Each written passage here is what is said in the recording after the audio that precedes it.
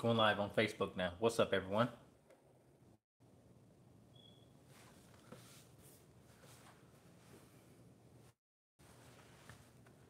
What's up, everyone? Jeremy Majors here with Majors Academy Dog Training out of Green Bay, Wisconsin. And this is our weekly dog behavior Q&A where we answer the questions that I get emailed to me on a weekly basis. I might get asked questions on the phone, through social media. It doesn't matter. We are here to answer any and all questions that we can. These are all shows are recorded. So after 7 p.m.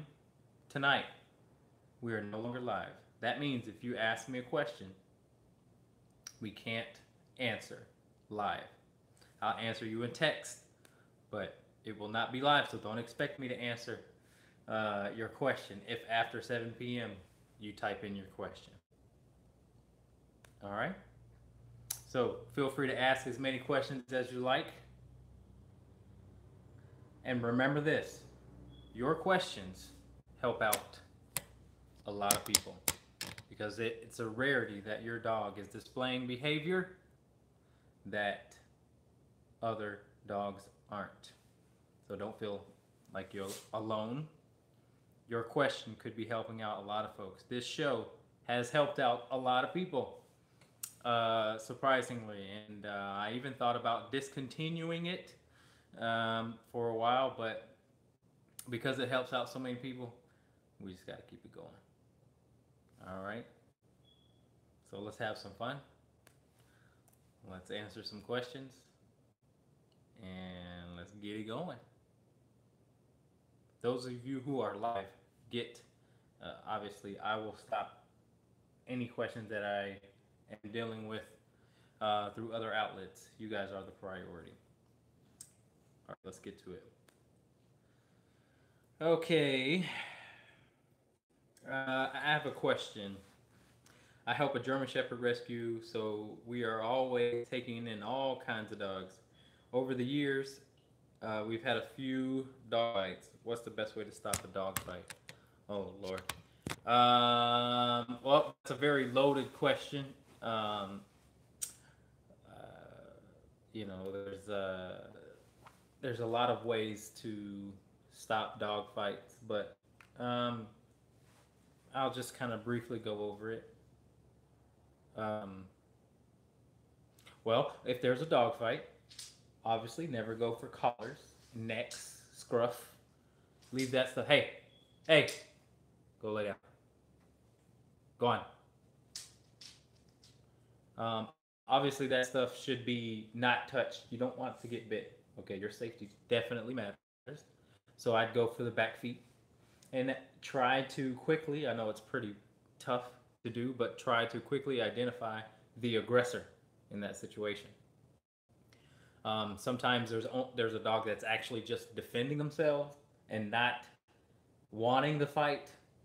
And so sometimes if you can identify the aggressor, you can stop the fight. Okay, so sometimes, not all the time. Okay, so identify the aggressor. Maybe you know this dog. Maybe you know this dog is a butthole and he previously has done things that, you know, makes you question his aggressiveness or whatever, but try and grab the back legs, and if you can pick them up, this is the safest way, but you know, it depends on how big the dog is. But you got to be able to pull them apart without getting bit, and sometimes if you do grab the back legs, they will turn around and bite you anyway. But I would say try to separate as quickly as possible. If there's a fence or a room or an area or a kennel, you know, that would probably be the priority where I would go. Cheers, Amy. Excuse me. Cheers, Amy. That's what I do right away, is try and separate. Usually what I used to do when I was in dog care and there was a fight. Hey, Pat, how are you? What I would do is I'd pick the dog up and put it just right over the fence into another yard. I just found that I could do that, and that was the best way to do it. So the the thing you concentrate on is how to prevent fights from happening in the first. And we'll talk about that given the topic. Hi, Pat. We'll talk about how to avoid, because that falls into the category of horrible things. So we'll talk about that. Yeah. So hope everyone's having a good Thursday. Hi, Elizabeth. Those of you who just joined us on YouTube, if you have any questions, feel free to type them in. We're here until there's no more questions, or until the conversation ends. Because sometimes I can go off on a tangent, and it's not good, and I try not to. Okay, but sometimes it just happens. All right, ready for another question? Here it goes. What is the first thing you do when your dog first growls or gives you a look he's about to attack? What a wonderful question, because that has something to do with some of the topic that we're talking about. So coincidental. But I'll get back to that question. We got a question live. Let's see. All right. Carly says, thanks, Pat. Carly says, I have a 9-month-old Rottie and a 3-year-old Cocker Spaniel, English Cocker. Both are fed raw for dinner. Both dogs are fed in the same room, and I've never had issues before. I've always made a point of making the English Cocker alpha, which she doesn't have an issue with usually. I feel like this is an important due to size. Yesterday during dinner, the Rottie growled and turned at her a bit. No teeth bared, no snapping, as she walked past while he was eating. How would you correct this? Do you correct it? I do correct it. I correct anything I don't think is right, and that's what I would fall into the category of not right. Yeah, your Rottweiler's only going to get older, bigger, mature, and smarter. And there's no making a dog alpha. They're just going to have to figure it out between the two. But I would correct anything you think is wrong. And so, yeah, you can yell at them for that. That's just fine.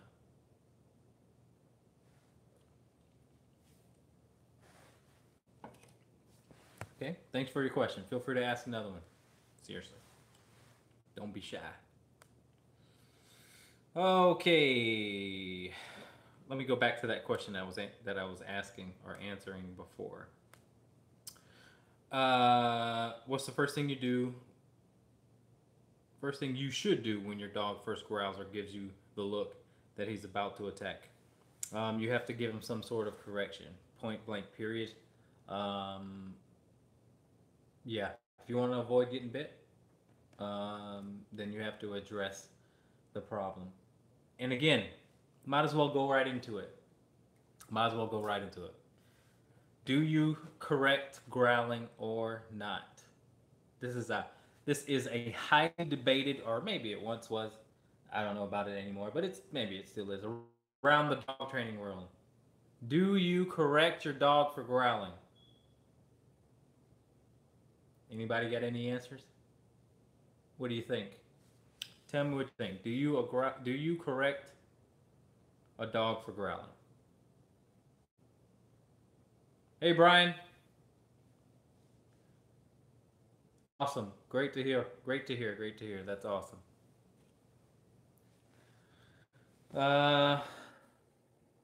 Jacqueline says nope. What else? Anybody else? What do you think? YouTube, let me know. What do you think? Should you correct growling? Jessica says, depends on the situation. Melissa says, depends on the situation. Okay. What else? How about give me a situation where you think they should be corrected when they growl, and give me a situation where they shouldn't be corrected when they growl. Give me one Give me one situation where they should be. Give me one situation where they shouldn't be. Brian says yes, it should be. They won't display it later on when they are fearful or upset. All right, that's one of the very that's one of the explanations as to why people don't correct growling, or you shouldn't correct growling, because they say the dog will not growl the next time because the growling is technically a warning, right? And so the next time, the theory is they won't growl, they'll just bite. Okay, good answer. Keep them coming. I correct dogs for growling when it is an aggressive growl and not defensive. I will never correct my dog for growling if someone is around my home and is alerting me, but if he is growling because of resource guarding, it gets corrected immediately. Good point. Pat says, I love this subject. Jacqueline says, shouldn't. Child crawls on top of them, they tell them to back off through growling. Good point. I like that. Good point. Good point. Very good. Okay. Situation for no correction. When introduced to puppy, to teach limits. Good point. Another good point. What do you do when you try to discipline your dog and he gets more aggressive with you? When my dog is acting up, I will take him by the collar in his neck and pull him outside. But this gets him more in the red zone. All right, we'll talk about that. Okay, we'll come back to that. I do. I've heard some places that you shouldn't, as it can lead to biting. I mean, like someone else said, depends on the situation. Someone's walking down the sidewalk and getting a growl and getting growled at is a correction from me. A kid close to a dog's face and getting growled at is a warning from the dog, and okay by me. No, it's appropriate behavior if they're scared or uncomfortable. Okay. Setting up a dog that always knows it's a setup. Problem only happens if a piece of kibble, etc., on the floor dash get. Only one fight a year between two of mine. House setup. All right, I'll come back to that, Pat. My dogs do it pre and during play. All right, good point. So Melissa says her dogs growl during play. Okay. So what's that tell us? That not all growling is what? Okay. Thank you. I corrected it, so we're good. Interesting that you said that they'll just work out the alpha thing. I've always been told to make a point of making her alpha over him, since he is over 100 pounds larger than him, which could potentially be dangerous. I mean, it could be dangerous if you're not going to be there. I mean, your Rottweiler, like I said, he's only going to get bigger, smarter, stronger, and smarter meaning more mature, and knowing that the Cocker Spaniel presents less of a threat as it gets older, smarter, and more mature, bigger, and so they can work it out just like any relationship. Any relationship, somebody is going to be more of the person who gives, or any relationship, especially between any dog or animal, for that matter, one is going to be more dominant than the other. So they are going to work it out. You can help them work it out in a more conducive way, which means a non-dangerous way. You can be there. But again, I don't care. I don't want any growling between any of my. If it's around food at all, there's two sides to it. I mean,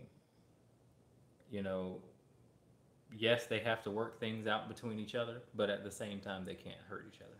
So, you're right in thinking that it could get dangerous, because it always could be, but at the same time, if they are to coexist and they are to come to an understanding, one way or another, one's going to have to be accepting of one position or the other. And sometimes positions change. So good luck with that. I hope that works out for you. Okay, so we'll talk about. I'm going to answer a few questions, then we'll come back to the growling debate, because we've had good points from both sides of the story. Some people say no, some people say yes, some people say maybe. So we got all kinds of opinions, and that's awesome. And I'll give you my thoughts, okay? But my thoughts are just my thoughts. And so, and it's not, my thoughts are not, obviously, they're just my opinion. They're not right or wrong, okay? All right. Okay.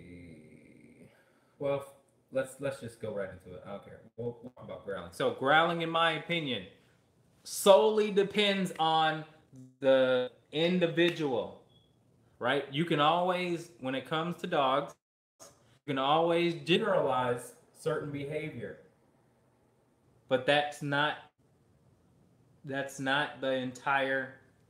That should not be the entire puzzle. It should be only part of the puzzle. Yes, there are general things that all dogs do, but there's also individual characteristics that are brought about given the environment, or just given their genetics, or just given their personality. And so growling is contextual. Okay, so there are dogs that literally growl to greet. I know this because I had one. I owned one. I owned a dog that greeted me by growling. Should I have corrected it? Absolutely not. He's coming to say hi. He's happy. It's like, what's up, dude? If I was to correct him, he'd be like, I'm not coming to say hi to you. So yeah, I'm not correcting that dog. Now, here's the deal, though. Some growling should be corrected. Absolutely. 100%. And forget that whole notion of they're just going to go to the next thing. Now, listen. I want my dogs to have a certain level of respect for my leadership, that they obviously never think about biting. So that's what we're talking about when it comes to correcting growling. And there's say in my opinion, when a baby crawls on a dog and the dog growls, the thing is, the baby does not know how to take that as a signal, right, of stress. So I am going to correct my dog, because in my opinion, I don't want my dog to handle that situation that way. Here's how I want my dog to handle a baby crawling on them. I want my dog to walk away.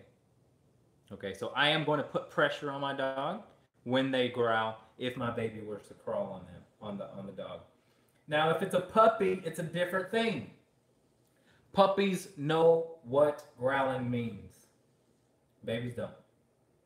Puppies know what growling means, or they are going to learn quickly what growling means. They have the ability to learn what growling means. Infants that are crawling, they don't. So let's go ahead and just, if you have an infant and they're crawling and your dog is visibly uncomfortable, don't let your infant crawl all over your dog, first and foremost. Okay? But I am going to go ahead and say, that my dog, I will never let my infant do that. But if my dog does growl or stare even, or perk up at my infant, then I'm going to correct her. I am. But I am tougher on my dog than most people. Because I do think, and I do know, that they can deal with it, and I'd rather them deal with it by walking away, as opposed to growling. There's no growling in my house. None. I correct growling as if they went ahead and bit. Like that same level. I don't play with growling. And my theory is, if you do correct certain growling given the context, then you never get the bite. They will. There's other ways than dealing with it than growling and biting. And that one other great way is to either become comfortable with it or walk away from it. Or walk away from it until you can get comfortable with it. But there's no growling and or definitely no biting. But you can definitely get a dog to become comfortable with uncomfortable with if the dog is corrected at an early visible at an early stage, right? So again, that goes into what we're talking about as far as how to prevent horrible things from happening. There's been I've been contacted this week, and I've talked to people who have had horrible things that have happened, and it always comes down to unchecked behavior that adds up. Unchecked behavior adds up like this.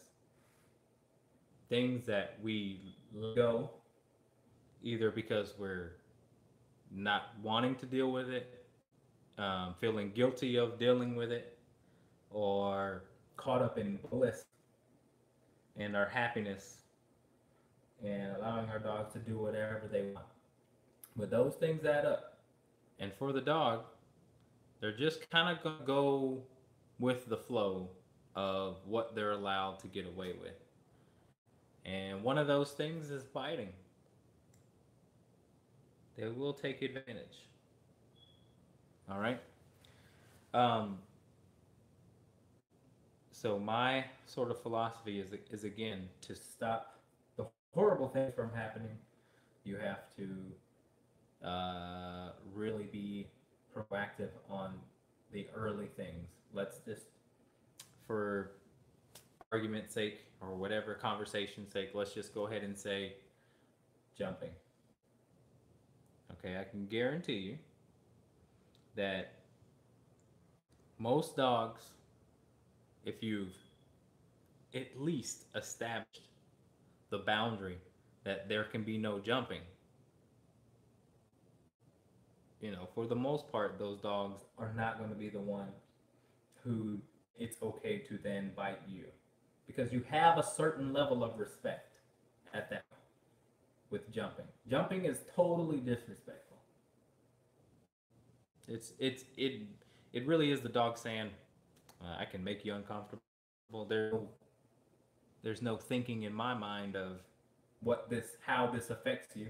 You've embraced me for it over and over again, or I don't even care to embrace me. I'm just doing it because, hell, I can do it. And okay, well, you can also say there's people who have a certain level of respect by way of jumping, but there's a lot of my clients that come to me for biting, right? That they tell me their dog has bitten dog people. And something that's always tied with those things is that the dog is allowed to also jump. Jumping, barking, that's the thing. Barking uncontrollably.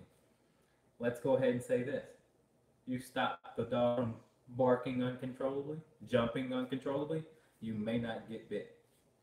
You may not get other people bit. So this is all just to get you thinking about certain things, certain behaviors that you can nip in the bud to where you don't get to those horrible things. Because it's your great opportunity to go ahead and help the dog with those things. If the dog is constantly barking out the window, then no wonder it's going to charge the door and bite someone. Of course it is. Of course, the dog gets to bark out the window on the edge of your couch. Of course. Duh. Stop that. And then you may have a chance to stop the biting, the door charging. How about that? How about this?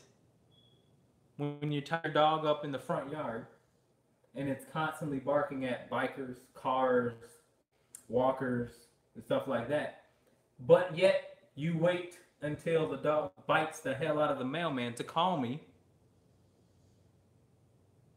because the mailman can't walk through your yard. Well, how about stop your dog from barking like a madman outside in the front yard? Then you may get somewhere as far as the biting, or you will never get a bit. You'll never get someone bit if you address that issue. Okay, I've talked. Excuse me. Back to some questions.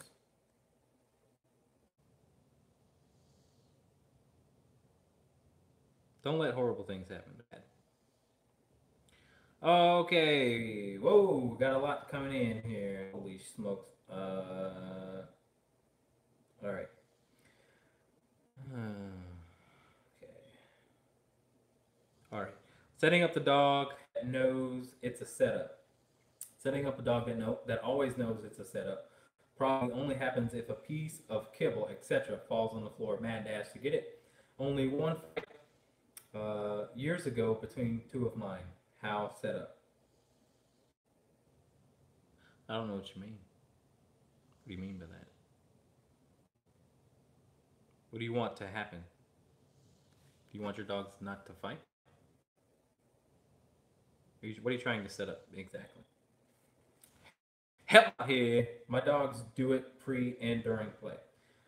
Thank you. I corrected. Oh, okay, got it. I raise Aussies who, by their breed standard, can be timid. However, one of the girls who is two is extremely protective and aggressive. Other than my family and one lady, she will bite anyone. I have a double muzzle on her when she is loose around any unknown people. Is there any easy way to slowly introduce and correct that? She's been that way since she was little, going on as far as biting my dad and biting my dad when she thought he was threatening my son when the dog was only 3 months old. She isn't one of those dogs who is silent then bites. She will let you know she hates you. It isn't like a shy aggression, just protective. Okay, so you want to know an easy way to correct that? I would say it's not. There's not going to be an easy way to correct it. It's not going to be easy. It's going to take a lot of time. Well, it's just going to take a lot of attention from you. Okay. You know, my school of thought is, um, you know, uh, here's what I would say. Okay, brattiness and biting. No, I had a better way of putting it. Anytime you have a dog who um, is biting, right? And I'm going to go ahead and say, if you've raised the dog, if it hasn't came from any sort of rescue situation, and even those dogs, after you keep the dog for about a year or so, and the dog is continuing to bite, you have to evaluate how much of what the dog does is by her choice. Because you got to get the dog to respect what you say in any situation. The dog should not think it's okay to do that behavior. I don't care how it was raised.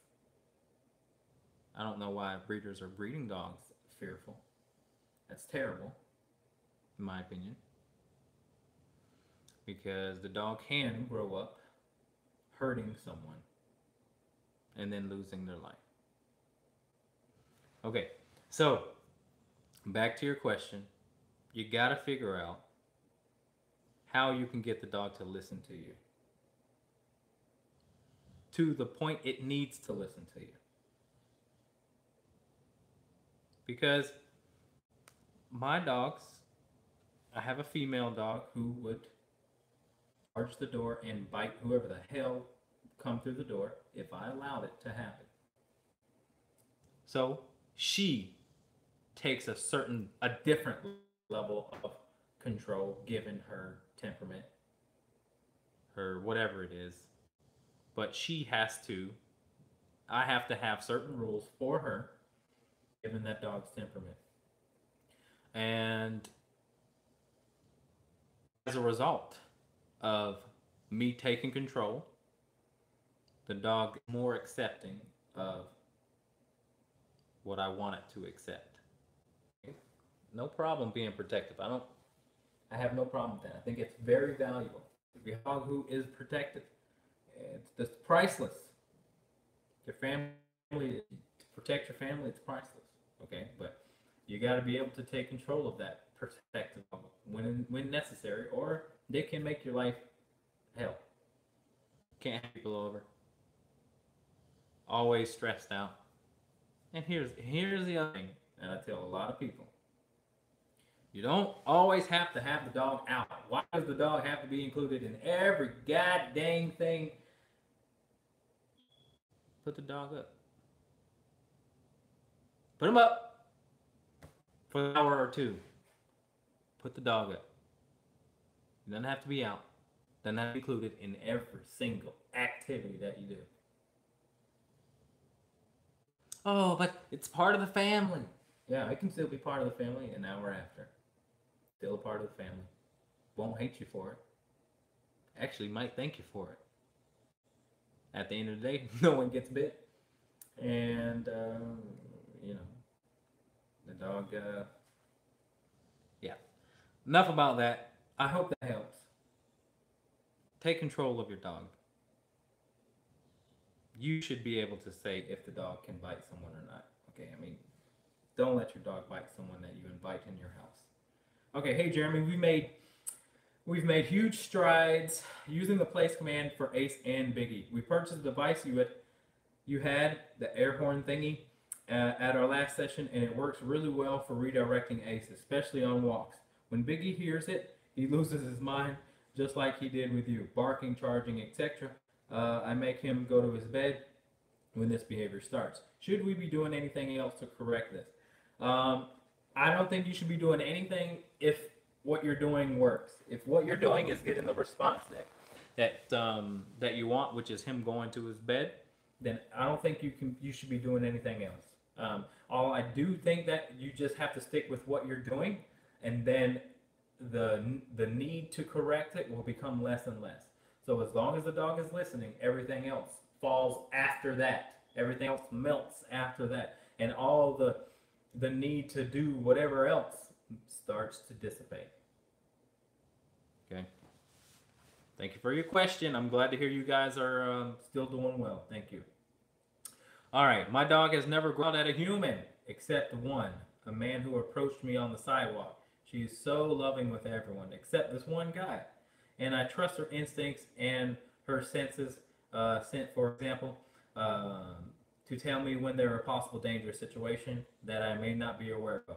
They're so much more alert and in tune of where that human has been and what he's done in the recent past. And I agree with you 100%. Okay. I definitely think most people are so unaware of everything they need to be aware of when it comes to human interaction, and dogs are masters of body language, and to the T. I know that because I observe what I do and how it affects other dogs. So growling is definitely dependent on the person, on the dog.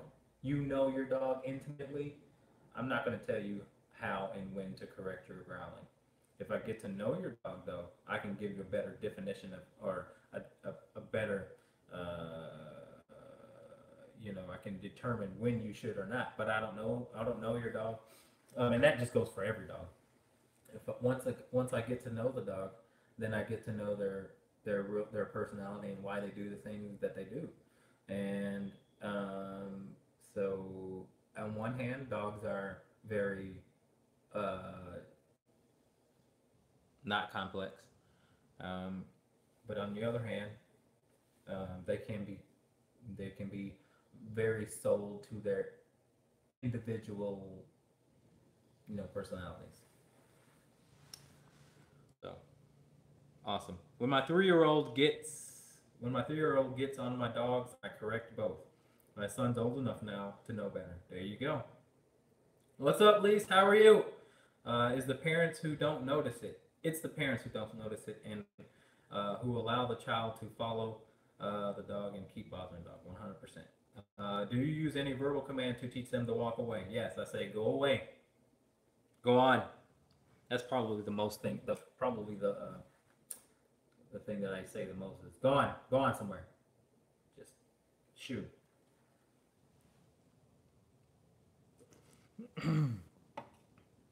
Okay. Alex says I think a lot of people underestimate their dogs. I don't know what you mean by that. What do you mean underestimate? I do think if you're talking about their intelligence, 100%. I definitely agree with you. How's Tesla? Tesla's doing good. Tesla actually let me pet him for a good 3 or 4 seconds today. But he is a highly stressed dog. I'll tell you that right now. Every time we go through the door, and I have like one of those screen doors that retract back and goes, he looks back, he jumps back and looks at it. It is very just kind of aware of his environment. And so, dogs like that take a little bit of time to take my Bill. How are you? To take my leadership as their form of advocacy. All right, any more questions? Let's see. Dogs need a place to decompress when they're stressed. Absolutely. I have a dog that is getting up in years. She's 12 and does not have any patience with my other two. All will be sleeping, and the older one will just start growling and go up to their dogs. The younger two have respect for her, and it's most times, but every once in a while, one will attack her. How can I keep this from happening? You got to figure out why they're fighting. You got to figure out why they're fighting. First of all, okay, yes, figure out why they're fighting. Also, again, it's like children fighting in the home. It's not allowed no matter what circumstance it really is, right? You're not going to say, oh, well, TJ took my station controller and I get to beat him up. No, it's never acceptable, no matter what it is. So I would correct the growling in that circumstance. So that's a great question to our topic. What's up, Elias? How are you? It was good seeing you. Yeah, I'd go ahead and correct that because there's no fighting in the home. Especially when you're sleeping. You want to go ahead and relax. You don't want to worry about dogs fighting, getting up in the middle of the night, breaking up a dog fight. Forget all that. If you hear them moving, if you hear them growling, just remind them, give them something to do, just correct them for that. I would definitely do that. Okay. Man, it is gorgeous up here in Wisconsin, man. It's 70 and the wind is blowing and the sun is shining. Good Lord. If I wasn't here with you guys right now, you best believe that I'd be outside enjoying this beautiful weather. But I'm here with you, wonderful people. And I do not regret that. On a topic of barking, what's your opinion on whining, both for Arlen and German Shepherds? Is it realistic to try and correct whining, especially in German and French? Great question. Great question. There's German Shepherds. Great question. And I'm going to go ahead and say, yes, you should be able to stop the whining. Okay. It's tough for a lot of dogs, for a lot of German Shepherds especially. But it can happen. I've never had a dog that I've kept in my boarding train that just chronically whined. Okay? It is a sign of stress, in my opinion. They don't sleep and whine. It's not like they can't not help it. They can help it. Um, some dogs need more time to allow that whining to settle. And the only thing that maybe you can do is give them time. You may or may not be able to correct the whine because the correction could make them whine more.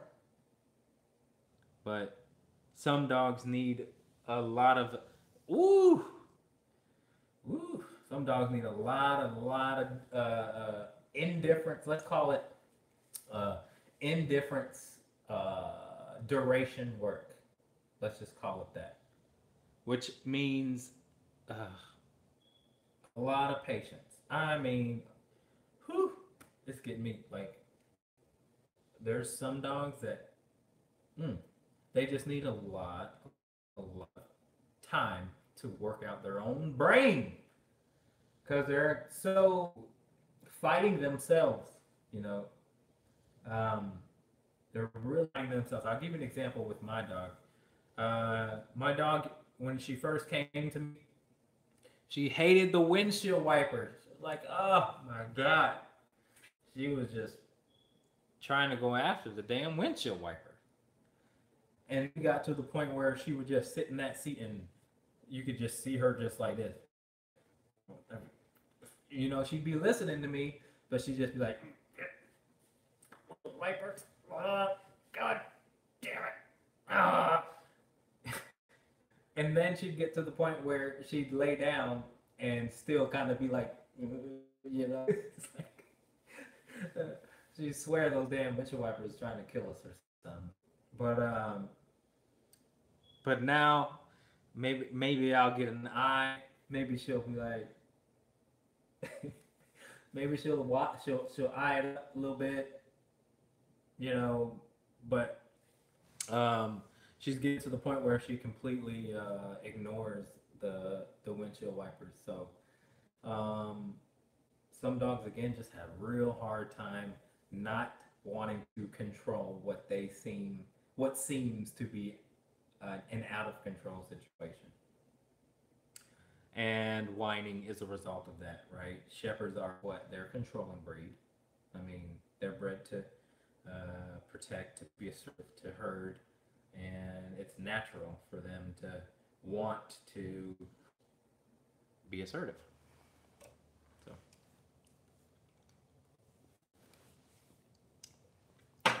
cheers, you guys. Okay. What's going on, Dylan? How are you? Carrie says, you mentioned your retractable screen.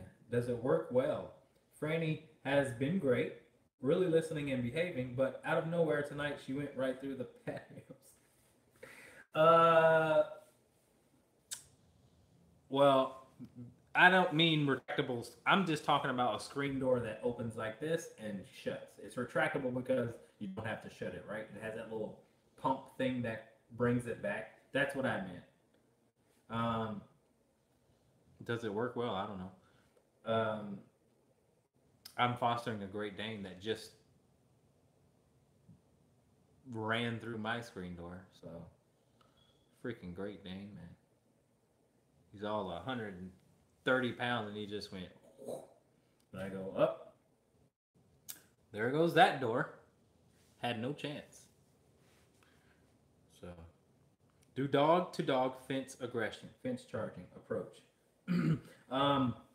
I would say that's a very tough situation for a lot of dogs, right? What I would recommend is that you work the recall via e-collar. Okay, and the reason why you work the e-collar is because you can be on your porch in your house and correct the dog for doing that. Or the down via e-collar. Okay, the dog has got to listen to you in that high stressful situation. So you teach the down via e-collar without the situation. You teach the recall via e-collar without them engaging in it. Then the dog will listen to you when he's engaged in that. That's a very, they become very closed-minded when, very selective hearing. Not even selective, because I don't even think they can choose it, but the adrenaline's going, the fighting is happening. There's not a lot of not a lot of ability to reach your dog in that circumstance. So you got to be able to have the dog be e-collar trained correctly, and then be able to call the dog off given the e-collar, because the e-collar provides the ability to be as firm as necessary, right? We want to be as gentle as possible, but we have to be as firm as necessary, and good e-collars give you that ability. Okay. Hold on a second. So I just had someone, on my page, on my YouTube channel that was from Italy, and he goes, e-collars are only for extreme dogs, extreme cases. And I said, oh, really? So you admit to abusing dogs with e-collars then, huh? Because if you're using them only for extreme dogs, that means you are shocking dogs. Isn't that correct? No. And then they want to argue, and tell me. And I say, okay, here's your opportunity. Since you want to come on my channel and talk crap, here's your opportunity. Go ahead, provide me one video of what you're talking about. Provide me one video that will teach me the way that you think. Because obviously you think you can do it better, and that's fine. I'm not saying I'm the best trainer, but provide me one educational video as opposed to talking crap on my channel about e-collars. If you're using them in extreme cases only, then you are using dogs with e-collars. What? Extreme cases only? What does that mean? Because if you really knew what e-collars could do, and you knew their full capacity, then you wouldn't care about putting an e-collar on a dog who's non-aggressive, who's non-extreme. Show me one video of an extreme dog you actually even work with. Italy.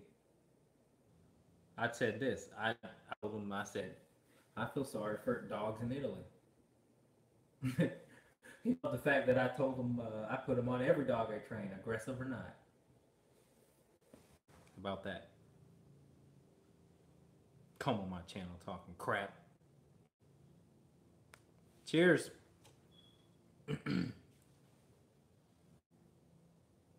Okay.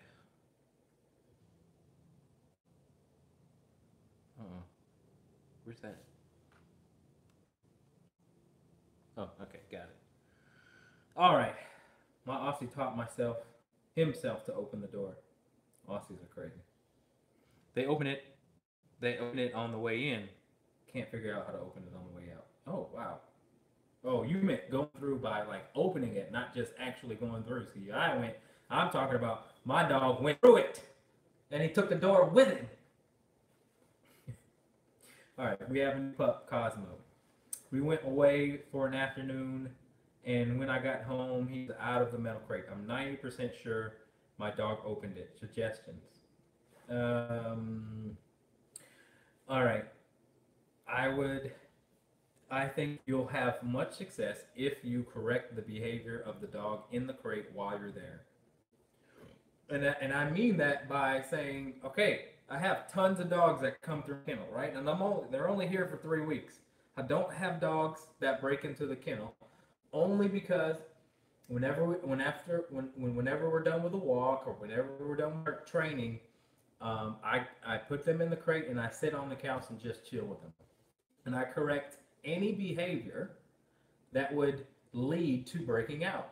Would mean whining, scratching, barking, standing up, I already said whining.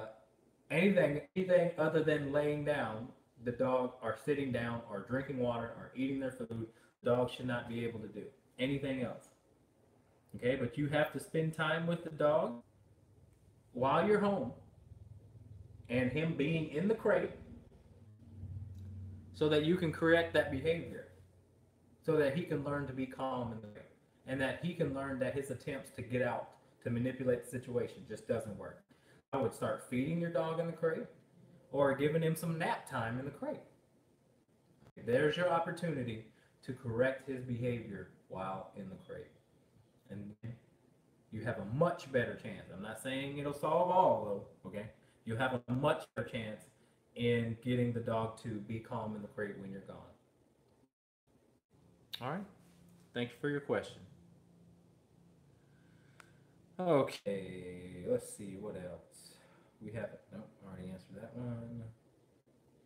My non-aggressive dogs wear e-collars whenever, wherever, off-leash or in public, at open places. It's for their safety and their love for the collars. To them, it means they're going to have fun and be fun to run without restriction. Don't generally need it, but it is good to have if I do need it. You know, I really have to, you know, sometimes it's tough to deal with when people call me and they you know, they have very ill feelings with that tool, and I have to be patient with them because it's a journey for everyone. It's a learning journey with everyone when it comes to tools and whatnot. Heck, I just had to spend maybe 30 minutes on a phone with a client who is already signed up to come to me, but had went to a seminar, a positive only training seminar, and they had, you know, they might as well have said death to e-collars and anyone who uses them. So I really had to sort of convince them that she was still doing the best for her dog when they decided to train with me. You know, I've never had a dog who was collar smart. So we'll talk about that for a little second. All right, this is one of my little tangents, so bear with me. But when you come to me and you say your dog is collar smart, which means when you put the collar on, the dog behaves. When you take it off, it doesn't. Okay. All right. That just tells me that you're not using the collar correctly. Okay, so remember this. Every single tool that you use should only be temporary. It should not be a lifelong thing. Dogs should not have e-collar on for years and years and years and years. It should be a temporary thing. Tools are just bridges that we have to cross. How about this? This is how you know. If the dog lived to your words without any collars, would there be a necessary? Would collars be necessary? No, they wouldn't, because they would just listen to you. If the dog listened to your words and listened to your words verbally, there would be no need for any collars, any training tool whatsoever, right? Okay. The goal. The goal is to be able to get our dogs to listen to us without any training tools. But along with the training tools, have to be the verbal. Has to be the relationship. They have to be married. If you're training the dog without understanding, but first and foremost, if you're getting an e-collar to punish the dog, that's not good. You don't put the collar on just for punishment. The e-collar is to teach and also to give freedom. That's how we use it. So make sure when people call you, if there are trainers out there listening, and they say, well, we tried the e-collar and but when we put it on, it behaves very well. It behaves by, what do you mean by behave? Behave meaning he'll lay down? Yeah, probably because he is scared to death of the e-collar. Because of the not so good training that you facilitated with the e-collar. What do you mean by behaving? Meaning he's actually not biting? We're figuring as not as good behavior? Yeah, but he's still shaking his ass off in the corner over there. Sorry, I'm going off on a tangent. All I'm saying is this: we have to remember that we always want to work towards using those training tools in a very minimalistic way. And in order for that to happen, our words and our relationship have to be present,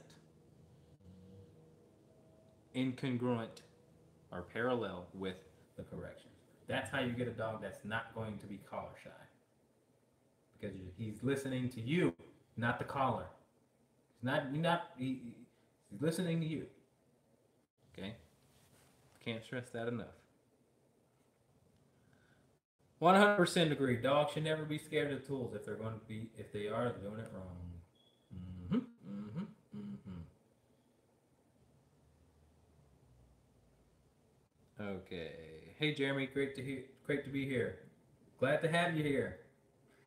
Okay. Totally agree on the e-collar. It's not for everyone's protection. Okay. Our German Shepherd, Jake, who has had some police training before we got him, he has definite leash aggression. He's a pretty good boy on walks, but yesterday I stopped to talk to someone who were on their porch. I was on the sidewalk and Jake sat quietly for 5-10 minutes. Then suddenly he lunged towards them, barking and showing his teeth. I had the prong collar on and gave him a correction. He settled down for a minute or two and did it again. Why and what is the proper response? Why is he doing that? Because he thinks it's okay to do it with you, which means you have to have a better level of respect from your dog. Your dog thinks it needs to protect you or protect itself in that situation. And so the dog needs to be very much more respectful of your authority. Okay, so there's two ways that you can go about getting that. Okay, so fun in the house when you're dealing with him every single day, make sure he's listening to a T and not trying you at whatsoever and not listening to you whatsoever. That's one way. And that would be the less stressful way, right? Because there's no stress. But the other side of it is that you can heavily correct him when he decides to do that. Like the situation about at the porch. You can heavily correct the dog in that situation to help him realize he can't do that. But again, the former is the less stressful, more recommended, better way to get him to understand that when you say something, you mean it. If you could have put that dog in a sit, the dog should have stayed in the sit. And if it would have stayed in the sit, then the dog would not have gone after that person. Or if you would have put that dog in a down and the dog knows that it has to stay in a down, then the dog wouldn't have got up. So same situation in the house. Can you put your dog in a down and your dog actually stay in a down? Because it can't, then don't expect it to do so when there's stress that is presented in the situation. So always do an evaluation on how well your dog is listening in the house before you expect the dog to listen very well outside the house. It may mean you have to be tougher on in the house. That's what I'm trying to say.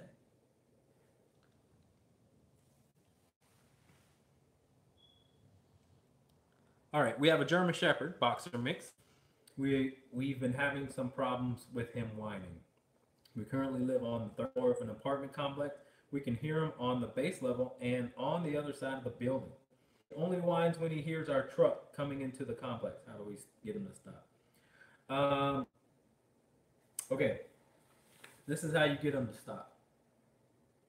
Okay, when you go into that house or when you go into your apartment, do not make him the priority. Correct. Do not let him out of the house, of the crate. Don't give him attention. Don't pet him when he's in that mindset. Because whether or not he's whining while you touch him, he's still in that mindset that goes along with whining. Does that make sense? So,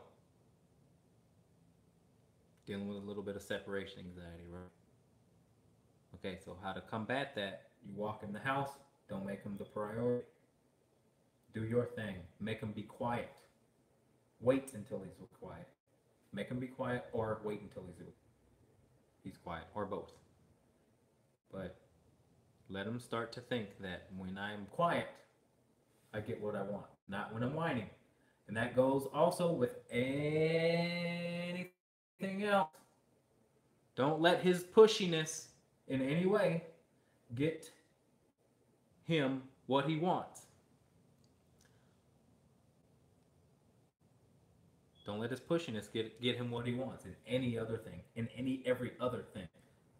Okay? Just calm behavior. Calm behavior gets you what you want. Hyper behavior doesn't. But if you reinforce that dog while he's hyper, especially when you walk in the door, that's when you're going to get a whining dog. Because he won. He gets what he wants despite him whining. Does that make sense? Hope that helps. Feel free to ask another question. Okay. Moose gets super excited when he sees the e-collar. He knows it because we're going out, but also it's a peace of mind. Moose is a blue nose. So there you go. That's what's up. You know, your dog should be pretty happy when you bust out the collars, because that's proof that you're using it the right way. It's not some, oh God, he's got it. Let me shut down. Let me lay down. Let me start shaking. You're using it the wrong way. All right, so guess what? It's 7 o'clock. I'm gonna end it with another brief explanation. Hopefully it's brief. About the topic. Preventing horrible things from happening. Okay? Listen, we all want our dogs to live in total harmony and bliss and get along with everyone and this, that, and the other, and get along with dogs and people and children and cats and horses and everything. We want our dogs to get along with all that good stuff, right? Okay. Perfect world. That happens. Or you just get a laugh. But no, seriously. Preventing things from happening, you gotta be able to, in your home, in your environment of total comfort, you gotta be the tough person in the authority figure in your home, where things can go really bad, or things can get really lax, or you have the chance to get your dog to get along with all that stuff in your home. All right, the outside is subjective to in-home behavior. On-leash behavior is subjective to in-the-house behavior. In the car behavior is subjective to in-the-house behavior. Vet's appointments behavior is subjective to in-the-house behavior. When guests come over, how your dog reacts to them is subjective to in-the-house behavior with no guests. How your dog gets along with other dogs is subjective to in-the-house behavior. So how you treat your dog in the house, or how your dog looks to you every single day as either their leader or someone they can lead and be pushy with and not listen to, is going to determine how your dog is going to act when it really matters. So remember that. To prevent horrible things from happening, be tougher or be aware of how every interaction is going every day. And that's not to say you gotta think about it all the time, this, that, and the other.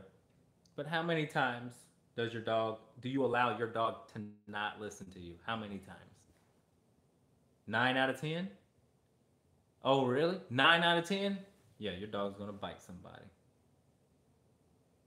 because the dog says 9 out of 10 times I get to do what I want.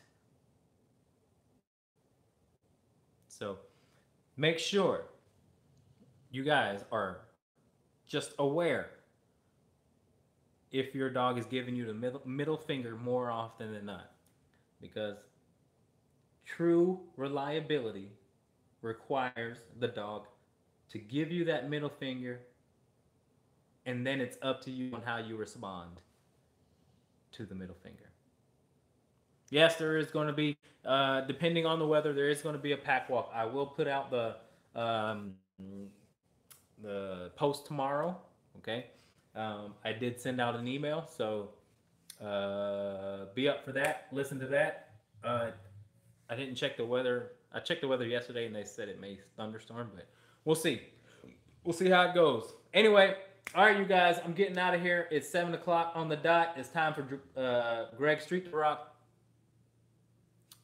Anyway, all right, we'll see you guys next Thursday. Jeremy Majors, Majors Academy Dog Training. See you next time.